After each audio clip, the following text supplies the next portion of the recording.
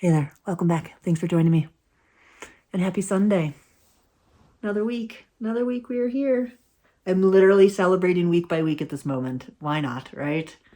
Roller coaster of a week, definitely, physically, mentally, emotionally. I ended up in the ER again this week. Out of control, like heart rate and blood pressure and stuff. Turned out to be okay. I've got my pain management protocol pretty much set up now. So no more going through the peaks and valleys of trying to figure out what pain meds work and what doesn't work. And I feel like I've got the combination locked in, and I am following the protocol. It was really nice this week. I had a nice chat with one of my doctors, and I think that I came to the understanding that, we've been talking about this for weeks now. I've been trying to figure out now that I'm no longer in infusion, which that chemo itself is a pain management tool, right? You can't forget that. You let that go and it's like, oh yeah. So I've been for weeks trying to figure this out. And it was a really nice chat with my doctor because I think he really helped me to understand that there are rules that you must play by when you are taking these types of, when you're using these types of tools, and you can't make up those rules. I can't make up those rules. I can't decide that I want to drive my wife to PT because I want to do something normal, but I don't want to take drugs, obviously, any thing that's going to alter myself before I go drive. So therefore, I'm just not going to take my protocol. I'm going to alter it to be able to do that. And what happens is I end up on my freaking ass in the ER because you can't alter your pain protocols. It alters everything in your body. Your whole body reacts to it. So big learning lesson this week in that, but I feel like I'm still healing from the rib. This thing, my doctor, I was like, Doc, it's been over 2 months. We're going on 3 months that I've had this, right? Am I right here? And he says, Nicole, it takes people, 30, 60, 90 days to heal from a rib, but you're immunocompromised. You don't have those same tools in your body to be able to heal. It's going to take you probably 60, 90, 120 days or more to heal. What? Thanks, Doc. All right. So I just must accept that, work with it. That's fine. Leg is still a bummer. So still dealing with the same kind of things throughout the week. But I will say, somehow in this pain management protocol, I have been able to figure out how to read again. I'm able to get through like a chapter or two maybe before I have to put a book down or I get lost or confused. So that's exciting. Which was really great this week because I picked up a book. Have you read T.J. Klune? God, what was his? The Cerulean Sea something is in the title. I'm gonna find it. I'm gonna put it in the description for you. Are you looking for a new book? Because I think I have one for you. This one though is it was called Under the Whispering Doors. Under the Whispering Door, T.J. Klune. I've got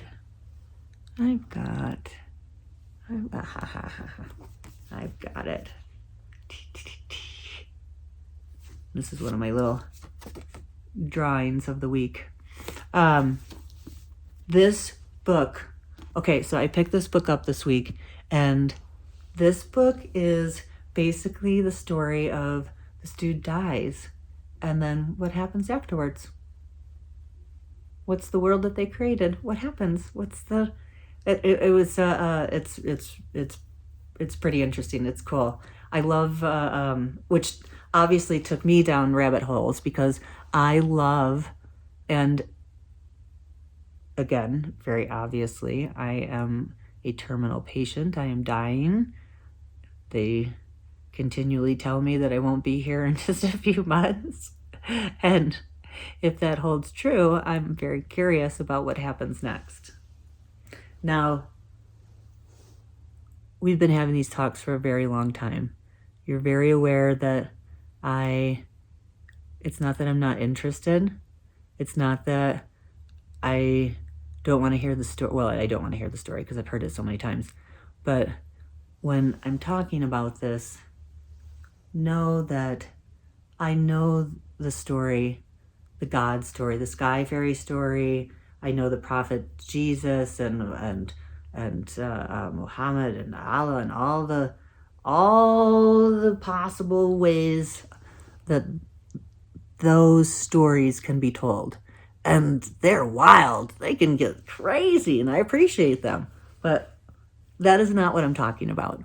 That whole section of God making, just those worlds just didn't appeal to me. I think it's like the Game of Thrones, right? They're just way too violent. And the answer to everything seems to be violence. I remember when I went to Turkey. Oh wow! I went to Turkey with my wife for the first time. I was 30 years old. I had just ran my first marathon. Landed in Turkey 2 days later. Could barely walk. It was great. And after spending a couple of days in Istanbul, we headed east out towards Syria, and we had some plans for some things in Cappadocia and around. Now, I remember this was the first time because I had traveled quite a bit, quite extensively, but throughout Asia. And I hadn't had this experience in Asia, just very, I'd had cavernous experiences in Asia, but not like this, with the intention. Those caves they happened to be found and utilized that I was introduced to throughout Asia. This was in Turkey. I was introduced to. They have an entire tunnel system underneath the ground. An entire tunnel system underneath the ground for you to be able to navigate, survive, but like having a whole population living there. I went down into, this was insane. These tunnel systems, you go down into this tunnel, right? And as you're going down into the tunnel gets smaller and smaller. And then there's at one point where there's this huge rolling rock that you can roll over it. And there's just a single hole in the center, right? And so all the people, apparently, these were for living, but they were designed for hiding from other humans that decided to come and hunt you and kill you because their sky fairy told them to, or that they were righteous and okay in doing that. And so, pardon me, you're walking in these tunnels and you're putting yourself into the mindset of these people who are running through these tunnels, and then they would roll this thing out, and it was basically to stop the people from following them, and they would leave 2 people behind to stab the people through a hole that they had created through this rock, right? So that they could postpone them, so that people could get far away. Now again, this whole system that I was navigating and that I was being introduced to was created because one sky fairy folk said, we are the rulers of the world because that's what our God tells us. And then the other sky fairy folks said the same, and here you go. Now you're mass murdering people to claim this earth to prepare you for the eternity that you're going to spend with these people. I don't know, man.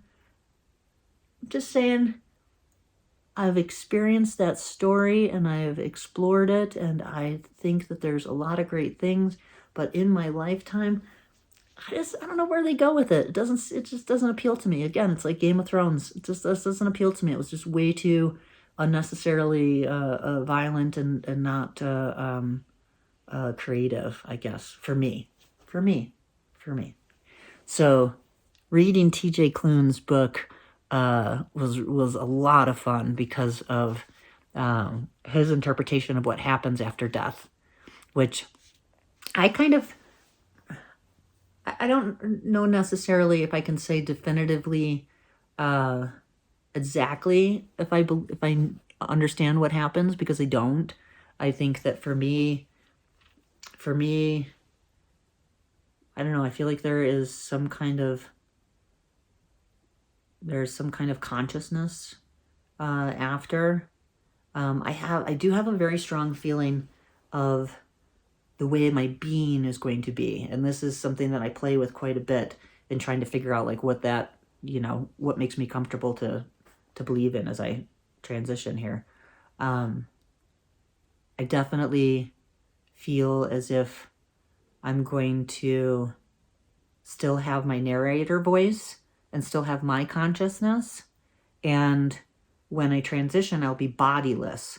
And I think that's what really I start to really build like my story on, and is how do you, so I have this whole thing where I think, oh my gosh, you're bodiless, right? And so if you're introduced to this world first, and let's say you know the beauty of a beautiful, sweet, warm peach. Have you ever had a peach right off of a farmer's stand, or you picked right off of a tree that's a little squishy, right? Because it's ripe and it's juicy and it's warm, and the little bit of the juice comes out and your hand gets sticky and it's sugary, and you eat that lovely peach, and oh, it's all over your face, and the smell that you were just, there was nothing else in the world except for that smell for the last, like, what, 3 minutes that while you were eating it, you know? Ah, that whole experience you'll never have again, right?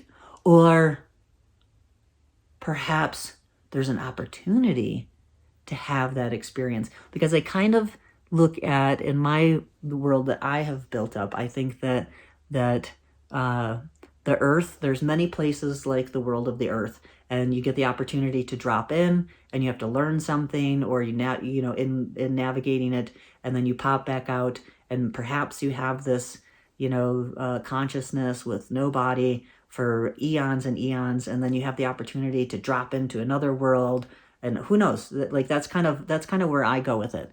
I think that you get to drop in and you get to learn and these different things, but will you be driven mad because you've had this experience of this luscious, amazing peach?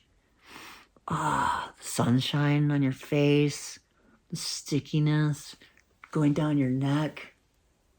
You'll never experience that again. You'll never experience just the drip of a drop, right, going down your neck. You'll never have that experience again because you have no body. And what does that do to your consciousness? Are you driven mad again by the desire for this one thing? I don't know. I have so many little mini worlds that I have built up about what potentially could be at the end of all of this, and it's well, I guess I will be finding out soon. I do hope. It's funny, because I do believe, and I always want to make plans and prepare for everything. So one of the things that I have done for quite a long time, actually, is the deprivation tanks. Have we talked about this before? I can't remember, friend. Have we done it? Well, I love deprivation tanks, and what they are, they come in different forms. You can either be in a nice big clamshell where you climb inside of it. It's got about this much water in it, but it's got so much salt that you're buoyant, that you lay in it and you float. Oh, you can't feel your body at all. It's so amazing because it's so buoyant. Oh, and there's no sound, there's no light, deprivation, right? There's one, the old school one that was first developed, is it's actually a big, huge box. They call it the tank, and you crawl through like this hole into this and lay down into it. I've done that one. That's pretty intense. That's like That's like the Zen when you get to that point. And then there's beginner ones where you just go in and it's like a bath in an open room, and so you don't have to have any enclosure or fear added onto it in that way. But I go to the deprivation tanks on the regular, or at least when I can. It's one of the nice things that that I can do today, because they don't have open wounds any longer from the constant treatment. That was one of the reasons why I couldn't go, because of that salt. But that kind of like a training tank for me is the way that I look at it, is for when I have just my consciousness and nothing else, right? I don't know if you should definitely check out and see if there's any deprivation tanks around you and give it a whirl. It's a crazy experience what happens when your mind has nothing to draw on from except for itself. Yeah, I'm gonna put this book under, because I would love. Have you created? Do you have any ideas or feelings beyond? Please, I appreciate. I don't know where you're at right now, but I don't really need to hear Bible stories or stories from the Torah or stories. I've done that. I've heard those stories. There's only so much that they've been developed. To be honest, they're a little boring at this point, just simply because they haven't been very thoroughly developed. I mean, I think there could be a lot more that's done with those stories.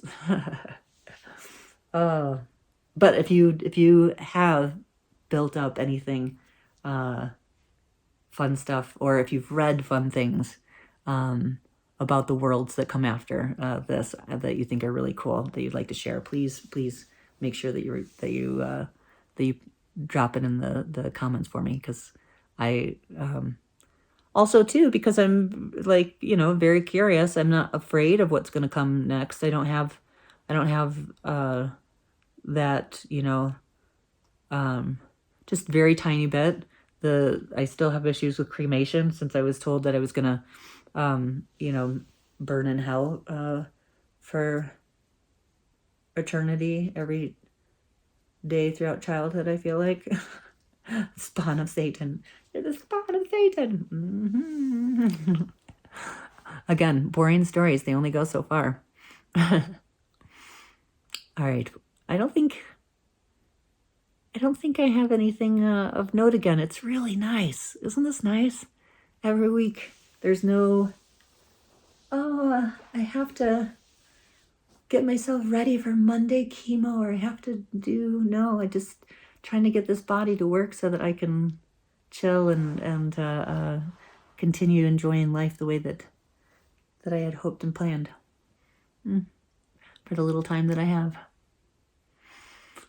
All right, well, this afternoon, I'm so fortunate. We just had a friend come. Our friend Michelle just came in for the weekend, whirlwind. She just came in, cooked up a storm, filled up our fridge, our freezer. God, we've been talking about this forever too, right? It's just the loveliness of having such amazing friends. She just left today, so this afternoon I'm just going to watch movies and enjoy all the luxurious treats that my friend Michelle created for us. All right, I'll see you next Sunday. Thanks as always for being here, my friend.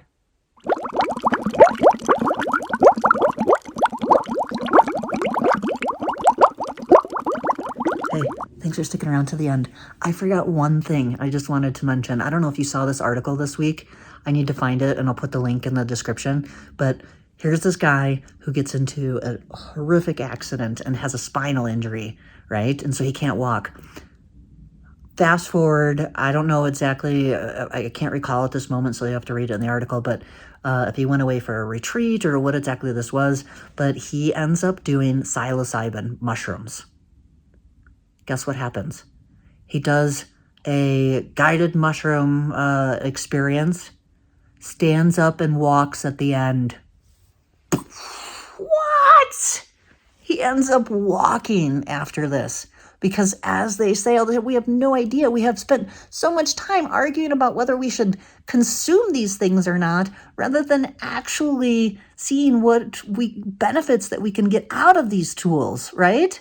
So, I mean, all it's done is made me super excited. And of course, I have been playing with psilocybin. I introduced it into my world about, I don't know, 6 weeks ago, I think, or something.